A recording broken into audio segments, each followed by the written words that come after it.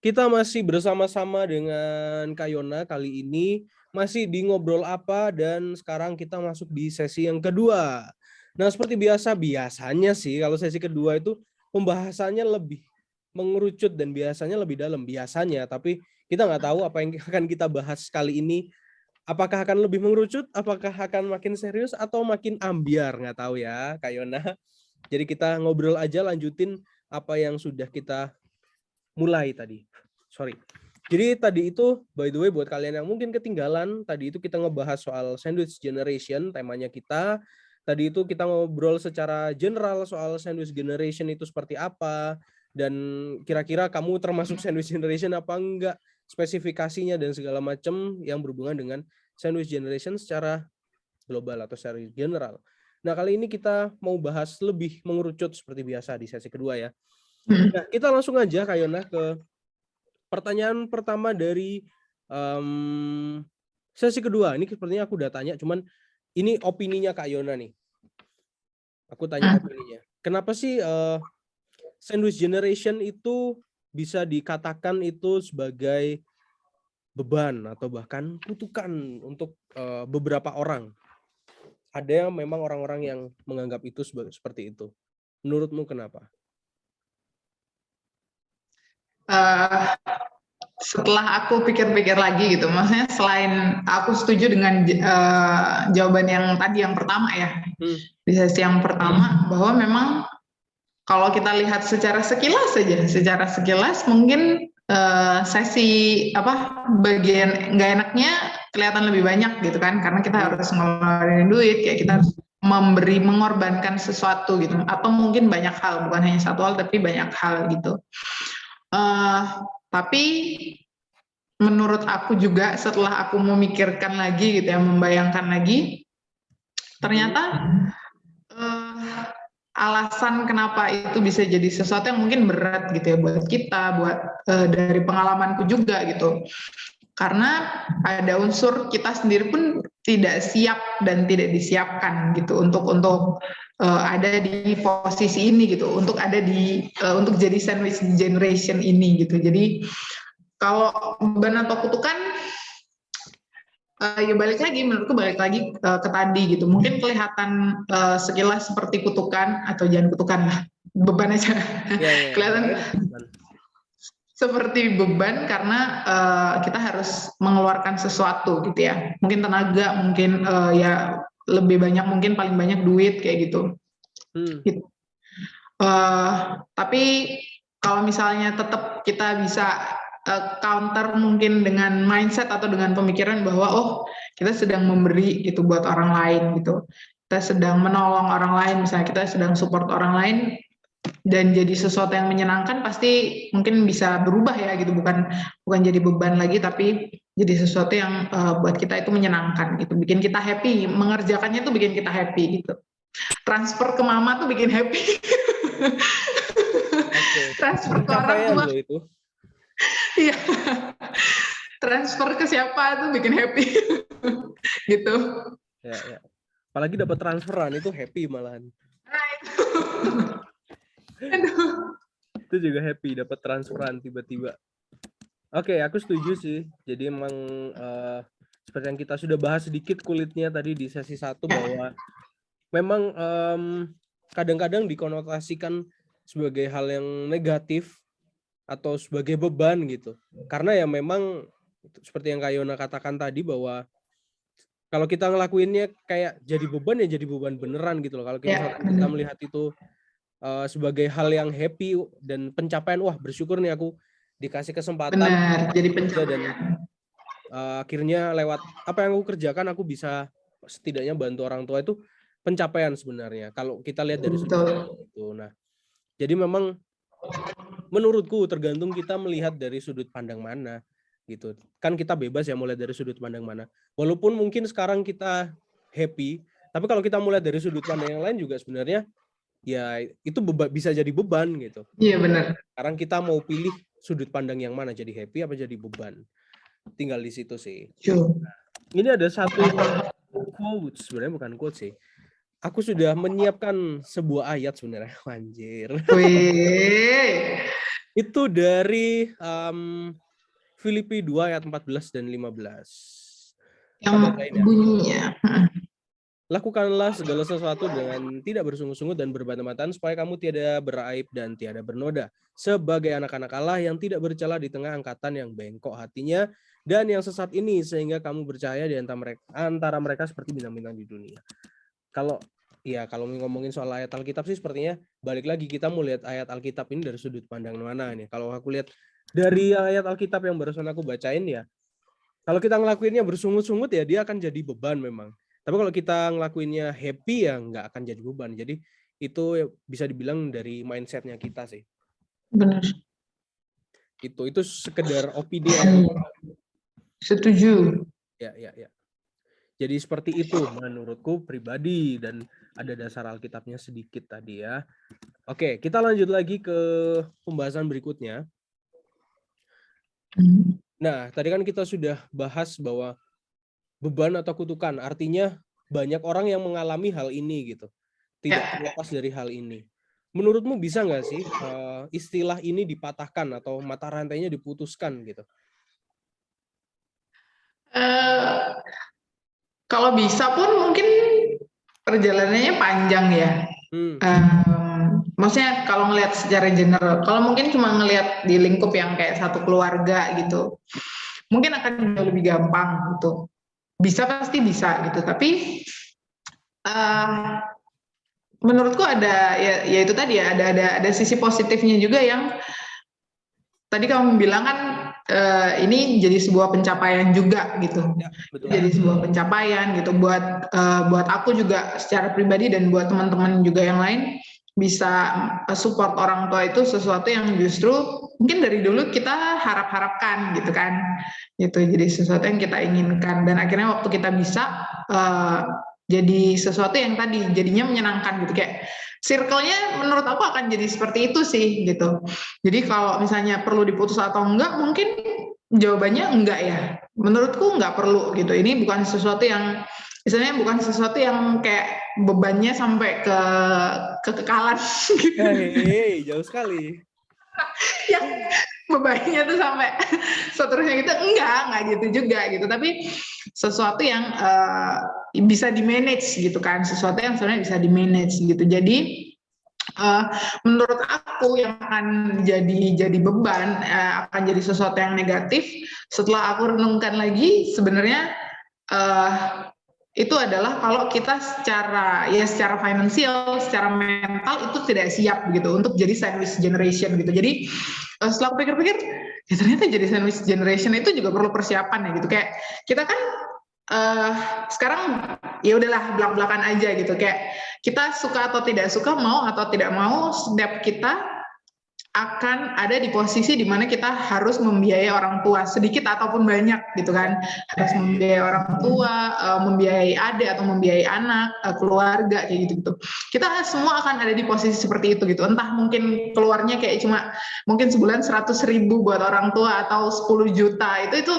macam-macam lah gitu tapi kita semua akan ada di posisi itu gitu lama ataupun sebentar gitu jadi menurut aku yang perlu dipatahkan atau diputuskan mata rantainya adalah ketidaksiapan kita untuk jadi sandwich generation itu gitu jadi kayak karena kemungkinan besar kita semua akan menjadi sandwich generation akan ada di posisi ini jadi seharusnya kita siap gitu nah menurut aku yang jadi permasalahan selama ini adalah karena kita tidak disiapkan gitu ya tidak menyiapkan diri juga gitu jadi menurutku itu sih yang perlu diputus jadi bukan menjadi sandwich generation yang perlu diputus menurutku enggak tapi kesiapannya untuk jadi sandwich generation itu yang harus mungkin harus diputar balik sedikit itu sih karena kita nggak siap kalau dari segi aku ya kita nggak siap karena memang mungkin ada keadaan yang memungkinkan itu terjadi. Maksudnya yang gini, ada yang mungkin waktu pertama kali bekerja atau gimana, itu katakanlah orang tuanya masih mampu banget, masih kerja, bahkan katakanlah orang tuanya penghasilannya masih besar banget gitu. Jadi bukan jadi generation malahan ya. Malah kita nggak perlu ngasih, kayaknya orang tua walaupun udah kerja masih duit gitu. Bener-bener. pada satu ketika waktu ya Tuhan izinkan sesuatu terjadi sehingga orang tuanya Benar. turun karirnya dan segala macam, pensiun dan segala macam, duit sudah tidak menghasilkan, ya mau tidak mau kita harus mensupport orang tua. Jadi memang kalau dibilang siap nggak siap, ya sebenarnya nggak ada yang pernah siap gitu dengan keadaan yang seperti itu kan. Karena di pelajaran di sekolah kayaknya nggak pernah ada yang pelajarin itu juga. Pelajaran di sekolah itu biasanya kan simple, hal praktis doang ya. Jangan lupa nabung, tapi nabung ini untuk apa aja kayaknya nggak pernah diajarkan secara rinci gitu loh. Paling yang diajarkan juga nabung untuk pensiun lah, nabung untuk kalau mau beli something itu ditabung pakai apa segala macam, tapi nggak sampai yang benar. Menurut orang tua kayaknya itu nggak hadir waktu di sekolah gitu. Ya kan? Dan akhirnya waktu di kehidupan nyata ada hal fakta yang terjadi ya seperti ini. Jadi ya emang nggak siap nggak siap pasti nggak siap gitu. Tapi memang ya harus siap. Makanya kan maksudnya kayak karena kemungkinan itu bisa datang kapan saja dan kayak bisa datang bisa tidak, kayak which is kita ya harus ready kan gitu kan. Maksudnya di waktu-waktu yang mungkin kita nggak siap untuk menerima, paling nggak kita sudah ada modal, entah itu mungkin udah bisa ngurusin duit walaupun secara pribadi, atau mungkin ya itu kayak aku ngeliat ya kamu juga gitu, teman-temanku juga banyak yang kayak mulai dari masa mudanya mulai investasi kayak gitu-gitu. Hal-hal seperti itulah yang menurutku mungkin ada banyak dari kita atau ada banyak dari sandwich generation yang mungkin belum memahami itu gitu. Bahkan aku pun kayak harus belajar lagi gitu. Itu sih. Iya sih, emang ini sebuah apa ya? Polemik, dibilang polemik juga bukan polemik kayaknya. Iya, Fenomena yang kayaknya fenomena yang terjadi di orang-orang yang seumuran kita ya kayaknya. Seumuran kita tuh ya maksudnya yang baru bekerja, yang belum 30, belum 35 tahun tapi sudah bekerja, dan kebanyakan pasti mereka mengalami hal ini. Secara nggak sadar dia harus mensupport orang di atasnya, atau mungkin dia punya adik yang masih studi, itu harus disupport juga. Seperti itu ya. Itu memang bagian dari kehidupan kita kayaknya. Nah, tapi ini balik lagi ke hal yang tadi, hal ini nggak pernah diajarin, nggak pernah, kayaknya waktu masih kecil kayaknya aku nggak pernah ngalamin, nggak pernah tahu bahkan ada hal ini gitu. Aku pertama kali tahu itu ya pas aku udah kerja gitu, karena ngalamin sendiri kan. Jadi ya bisa dibilang learning by doing gitu lah. Ya itu ya, kayak menurutku penting ya, kayak mungkin karena sekarang kita jauh lebih open, jadi kayak ada banyak juga kritik yang bertanya kenapa sih di sekolah kita nggak diajarin hal-hal untuk survive di kehidupan kayak gitu kan. Kayak gitu. Setelah aku pikir-pikir ya penting juga ya, kayak investasi tuh aku tidak pernah tahu ada di sekolah. Ada. Sesuatu yang ini tuh kayak benar-benar baru gitu. Ada banyak hal yang ya itu tadi gitu. Sayang banget kalau kita nggak disiapkan sejak awal. Bahkan tadi aku bilang jadi sandwich generation kan permasalahannya adalah karena kita tidak siap kan gitu. Dan setelah kita ngobrol, menurutku juga ya sekolah juga sebenarnya bisa kok kasih kontribusi kayak gitu kan, kasih kontribusi untuk menyiapkan kita gitu untuk menghadapi hal-hal seperti ini gitu. Itu sih. Tapi ya setuju soal bahwa sebenarnya setelah aku pikir-pikir ya di sekolah juga sayang banget kalau kita hanya dapat ilmu yang kayak apa namanya, ilmu eksak gitu, kayak cuma ilmu eksak, kemudian kita nggak dibekali buat kehidupan tuh harusnya begini-begini. Itu sih. Ya memang kalau kehidupan itu sepertinya belajar sendiri sih. Iya ya. Belajar sendiri, nggak ada teorinya soalnya, nggak ada rumusnya gitu loh. Kalau matematika ada rumusnya kan, jadi kalau mau menghitung sesuatu udah ada caranya. Memang kalau kehidupan itu kayaknya memang nggak ada apa ya, nggak ada caranya gitu ya, caranya kita cari sendiri. Benar, nggak ada nilai eksaknya, benar. Iya, memang nggak ada. Kayaknya ilmu kehidupan nggak ada deh. Kalau ilmu survival ada, gimana bertahan hidup di hutan ada, tapi bertahan hidup di society kayaknya nggak ada memang. Itu memang fakta. Nah, ngomong-ngomong soal memutus mata rantai ya, kalau ngomongin memutus mata rantai kayaknya nggak akan pernah putus ya, menurutku sih ini. Ya, Menurutku ya, pribadi. Kecuali ngomong jahat-jahatan ketika mungkin orang tua kita sudah nggak ada, jadi kita nggak ada tanggungan dalam tanda kutip. Itu ya, cuman kan kita nggak berpikirnya nggak mungkin ke arah sana juga gitu. Malahan mungkin kalau tidak. misalkan ketika orang tua kita nggak ada malah dapat warisan kan. Enggak, Ya, ya, tapi enggak. ya bener, ya bener juga. Iya, itu mata rantainya akhirnya putus di kita. Iya, tapi mungkin putus di kita. Tapi apakah mungkin ketika kita sudah nanti kita punya anak, apakah anak kita akan mengalami hal yang sama kita gitu loh? Apakah kita akan menjadi bebannya dia? Apakah dia akan memperlakukan kita sama seperti dulu kita memperlakukan orang tua Perlakuan orang kita? tua. Nah, itu kayaknya mata rantainya mengarahnya ke situ. Kalau misalkan mata rantai yang di kita, itu selesainya ya ketika mungkin orang tua kita sudah nggak ada atau mungkin adik kita udah lulus dan dia udah bekerja sendiri, akhirnya kita nggak ada tanggungan untuk orang lain maksudnya. Tanggungannya mungkin untuk kita sendiri. Gitu. Itu mungkin mata rantai yang itu gampang. Tapi mata rantai yang ke depan ini mungkin ketika punya anak itu kayaknya yang sulit gitu. Iya, makanya kan. Jadi kayak emang nggak bisa gimana ya mutusnya. Iya. Karena Nggak mungkin lah. kita bilang nggak bisa karena gini, mungkin kita masih di usia sekarang masih belum 30, kita nggak tahu. Kalau ngitung secara matematis mungkin berapa sih uang yang bisa kita tabung mulai dari umur kita katakanlah umur 30 nih, start nabung serius banget. Berapa sih yang bisa kita tabung sampai umur ketika kita pensiun, akhirnya pensiun kita nggak bebanin orang lain gitu. Masuk akal nggak? Menurutku sangat nggak masuk akal jumlahnya gitu. Karena balik lagi kalau ngomongin di usia pensiun itu ya tetap aja keluar duit gitu loh. Jadi memang antisipasi itu penting, kayaknya investasi. Mereka yang bilang tadi investasi itu penting.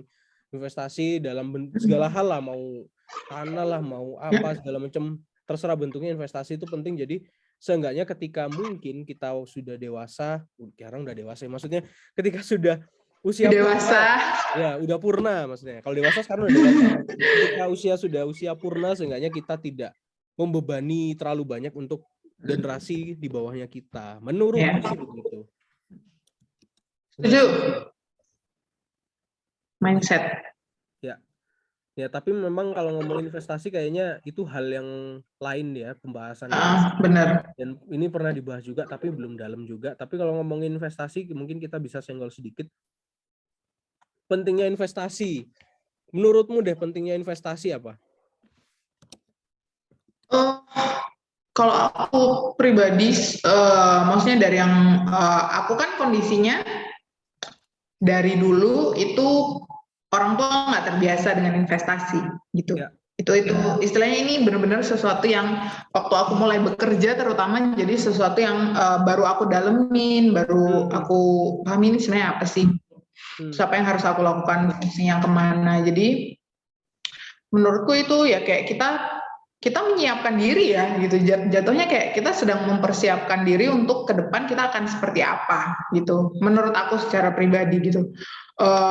Ya itu tadi makanya aku bilang salah satu hal yang membuat kita mungkin merasa sandwich generation itu sebuah kutukan karena ya kita nggak prepare gitu, dan salah satu caranya adalah untuk prepare ya kita itu hanya salah satu dari sekian banyak cara gitu. Tapi balik lagi kalaupun invest, dan dari semua yang aku dengar, dari semua yang aku pelajari, yaitu jadi salah satu bentuk kita untuk mempersiapkan diri gitu, kayak ada hujan atau nggak ada hujan kita tetap bawa payung gitu. Nggak tahu hujannya datang kapan, pokoknya bawa aja payungnya kayak gitu-gitu. Itu sih dari aku kalau menurutku ya. Oke, jadi dengan investasi dalam tanda kutip kita menjadi lebih siap lah ya. Seenggaknya nanti mungkin di masa tua kita bisa menggunakan hasil investasinya kita untuk bertahan hidup gitu loh waktu usia muda tadi. Jadi nggak ngebebanin generasi di bawah kita. Nah, tapi memang gampang diucapin, sulit dilakuin. Bener. Semua hal tuh kayak gampang gitu loh ngomongnya memang. Ya. Bener. Jadi gampang diucapin, sulit dilakuin. Ucapinnya gampang bener. Ya investasi itu tadi banyak modelnya. Nah kalau aku baca nih ya, ini kan aku sambil browsing. Sebenarnya arti investasi itu kalau menurut KBBI itu penanaman uang atau modal dalam suatu perusahaan atau proyek yang tujuannya adalah memperoleh keuntungan. Ya, keuntungan. Nah, jadi kalau misalkan kita investasi malah nggak untung, investasi malah buntung, itu berarti ya Bukan investasi. bukan investasi menurutku. Anda kurang beruntung aja gitu, zong, gambling itu malahan. Ya. Jadi kalau misalkan balik lagi investasi, berinvestasilah yang pintar ya. Jadi memang kalau itu kayaknya pembahasan yang lain, tapi berinvestasilah yang cerdas, nggak asal invest juga gitu. Terus kalau ngomongin sandwich generation lagi nih, ada temanku yang aku tadi bilang itu bahwa kita kan pernah perjalanan agak jauh dulu waktu sama temanku di awal pandemi ya. Nah itu sepanjang perjalanan di pesawat itu ngobrolin soal sandwich generation ini sebenarnya. Dan karena dia mengalami hal ini, dia ngerasa mengalami hal ini dan dia sharing sama aku, dan rupanya posisinya dia itu sama. Dia itu anak pertama, umurnya sama dengan aku, dia punya adik yang umurnya juga sama dengan adikku. Oke. Gitu. Umurnya sama dengan aku, adiknya umurnya sama dengan adikku. Tapi adiknya dia cewek, kalau adikku cowok. Nah, rupanya kasusnya sama. Dia merasa karena dia anak pertama, terus orang tuanya, dia merasa bahwa orang tuanya masih kuat sih, tapi dia merasa bahwa sampai kapan sih orang tuaku akan kuat bekerja seperti ini gitu. Pada saat itu dia punya pemikiran seperti itu. Ya akhirnya timbullah itu obrolan itu, tapi obrolan itu dipicu dari dia waktu itu baca sebuah artikel ya soal sandwich generation itu sih. Pada intinya ya kalau temanku pada saat itu melihat itu sebagai beban gitu. Karena menurut dia ini adalah hal yang nggak bisa dihindari, karena balik lagi itu orang tua kita, dan nggak mungkin dong kita nggak support ketika mereka sudah lemah, udah nggak bekerja, nggak mungkin gitu. Karena ya namanya orang tua pasti kita nggak mungkin lah tinggalin begitu aja. Ya durhaka, kita jadi batu malahan. Nah, jadi dari obrolan itu akhirnya, ini ngomongin dari aku ya, obrolan itu akhirnya memicu aku juga, oh iya ya, kalau tak pikir-pikir iya juga, karena pada saat itu bisa dibilang kondisi orang tuaku nggak seburuk itu pada saat itu. Masih ada, masih kerja semua, masih menghasilkan, dan aku jarang berkontribusi memang. Jarang berkontribusi karena ya mereka masih kuat, masih kerja juga, masih digaji juga, jadi pada saat itu nggak terlalu beratnya. Tapi lama-kelamaan juga ada beban tersendiri, makin kesini makin kerasa gitu, bahwa oh iya ini harus dipersiapkan gitu. Bahwa kalau misalkan nggak dipersiapkan ya bakalan keteteran jadi sandwich generation itu tadi. Ya sebenarnya sudah jadi sandwich generation, tapi maksudnya jadi sandwich generation yang tertekan gitu loh. Yang stres apa enggak? Iya betul. Itu sedikit sharing aja, dan kita balik lagi ke pembahasannya. Ini bahasannya ke kiri kanan ya akhirnya, nggak apa-apa, tapi memang niatnya seperti ini, Kayona. Nggak apa-apa. Nah, menurutmu gimana sih caranya? Mungkin ada tips atau masukan buat teman-teman yang mungkin sekarang dia memasuki sandwich generation. Oke. Pertama, aku kalau dapat pertanyaan kayak gini, aku akan selalu bilang, menurutku hal penting pertama adalah kita harus admit bahwa kita memang sedang ada di posisi ini gitu. Kadang kalau kita orangnya misalnya kita ada masalah nih, anggap aja menjadi sandwich generation adalah sebuah masalah atau tadi beban gitu kan. Ya. Kalau kita nggak mau mengakui bahwa memang kita sedang ada di posisi ini gitu, sedang ada beban ini, sedang ada kondisi ini tuh malah jadi susah gitu loh. Kayak semakin kita bisa admit, semakin kita bisa ikhlas melakukan sesuatu gitu kan. Kalau misalnya kita bisa recognize, oh oke, sekarang mungkin aku sedang merasa berat, sedang merasa nggak istilahnya kesulitan dengan kondisi aku harus jadi sandwich generation ini gitu. Ya it's okay gitu, tapi yang penting yang pertama, menurut aku fase pertama dari semua proses menyelesaikan masalah adalah kita mengakui bahwa kita sedang ada masalah itu gitu.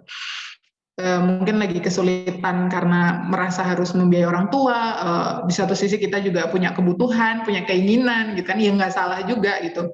Tapi yang pertama kita harus admit itu.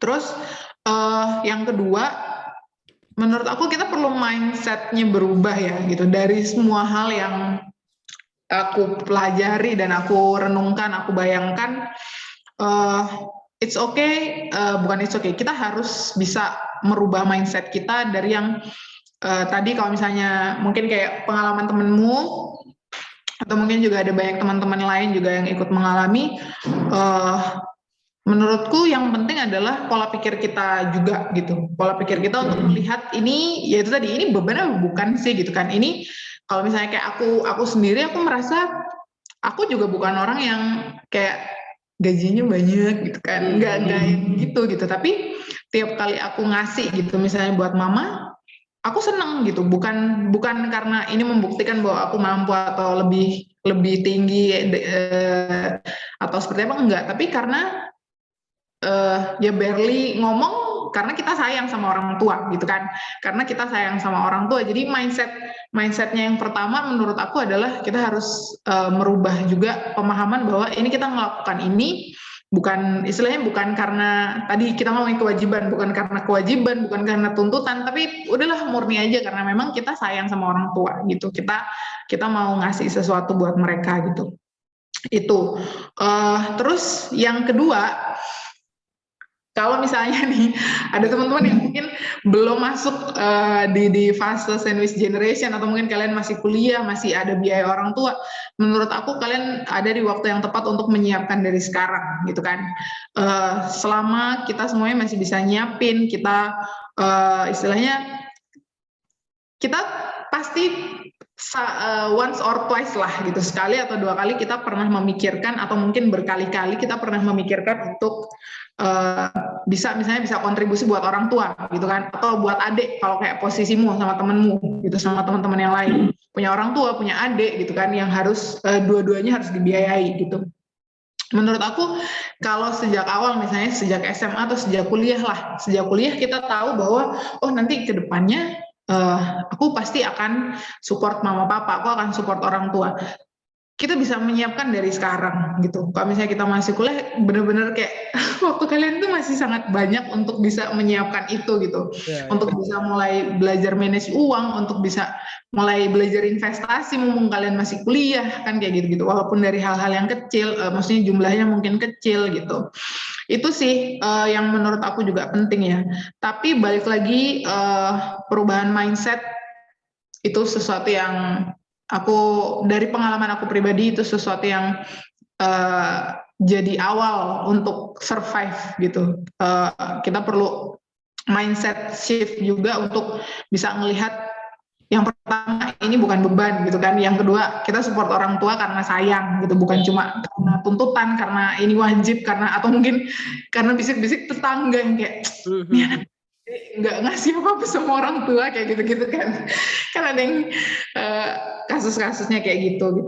Itu sih. Dan sebanyak apapun kita ngasih, jangan lupa spare untuk diri kita sendiri juga. Bukan my boys ya, tidak sama sekali.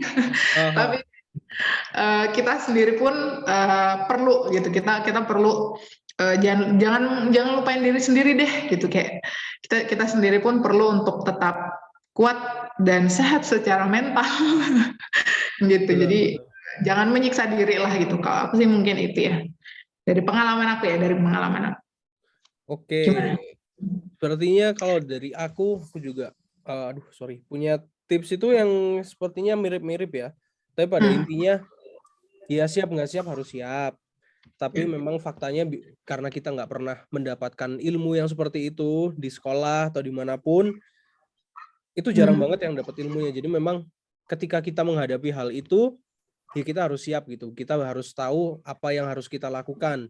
Dan kalau memang kita dalam tanda kutip jadi harus membiayai atau harus membantu orang tua kita atau mungkin adik kita, jangan jadikan itu sebagai beban gitu. Jangan bersungut-sungut itu tadi, karena ya kita harus ingat yang besarin kita dari kecil juga orang tua gitu. Itu kuncinya juga sih. Yang dari kecil besarin kita itu orang tua dulu kayaknya waktu kecil kayaknya nggak pernah bersungut-sungut waktu kita bandel, kita kayaknya nggak pernah bersungut-sungut, tapi pas kita udah gede malah bersungut-sungut pas harus biaya mereka. Jadi aku jadi inget kayak sebuah quotes gitu loh. Bukan quotes sih, kayak kata-kata. Seorang ibu itu dia bisa membesarkan 10 anak, tapi 10 anak belum tentu bisa memelihara seorang ibu gitu. Jadi Orang ibu. ya, jadi memang orang tua itu adalah sosok yang gimana ya? sosok yang kuat gitu. Kalau diingat-ingat ada zaman dulu yang orang tua kita tuh biasanya punya saudara lebih dari 2, lebih dari 3. Kayak papa mamaku masing-masing punya 7 bersaudara gitu. Itu banyak gitu. Berarti kan iya, benar-benar. opa omaku menghidupi anak yang segitu banyak gitu. Masing-masing menghidupi 7 anak. Itu bisa gitu pada zaman itu. Dan kalau dengar ceritanya mereka, kebetulan waktu itu omaku masih ada ya. Kita sempat sering cerita-cerita gitu. Gimana susahnya zaman dulu segala macam. Nah, itu bisa gitu mereka. Nah, tapi kalau dibalik ketika orang tuaku sudah besar, ada om tanteku, itu belum tentu mereka itu bisa membahagiakan satu ibu itu tadi. Jadi ya memang lakukan dengan segenap hati lah. Itu sih. Seperti ayat yang tadi dari Filipi. Aku lupa tadi Filipi berapa ya, itulah. Jadi itu kesimpulannya, Bos. Ya, kita tutup ya, Kak Yona. Kita sudah selesai di sesi kedua. Jadi buat kalian yang mungkin barusan join kita di Askara Radio Streaming di tanggal berapa ini ya? Tanggal 27 Desember 2021. Ini adalah video lagi. Ini adalah rekaman tapping yang kita rekam sebelumnya karena ya aku juga butuh liburan, bro. Jadi kalian dengerin tapping ya. Jadi buat kalian yang mungkin ketinggalan, kalian bisa langsung aja ke YouTube kita di Disciples Media dan silahkan dengerin tadi obrolan kita di sesi pertama itu tanggal 28 jam 6 sore dan untuk sesi kedua itu tanggal 4 bulan Januari 2022 jam 6 sore juga. Nah, sesi kedua ini yang barusan kita selesaikan pada malam hari ini. Oke. Kalau begitu sampai di sini aja Kak Yona, perjumpaan kita di Ngobrol Apa. Pastinya ini bukan pertama kalinya, ini bukan yang terakhir ya. Ini yang pertama. Ngobrol Apa, kalau di Disciples Media mau dia udah berapa kali. Udah sering kayaknya. Jangan lupa nonton, guys. Ya, sebelum ke Jakarta kayaknya udah sering dia. Sekarang udah ke Jakarta jadi agak sulit. Nah, tapi walaupun dia di Jakarta kita masih bisa ngobrol ya karena sekarang sudah canggih ya. Nggak harus ketemu langsung, jadi kita memanfaatkan apa yang ada. Oke, terima kasih. Dan hari ini host yang bertugas Bias Paris mengundurkan diri bersama dengan teman ngobrol Kak Yona. Terima kasih buat waktunya sudah disediakan buat teman-teman Askara dan juga teman-teman Disciples. Oke, sampai ketemu di Senin 2 minggu lagi. Dah. Bye, thank you.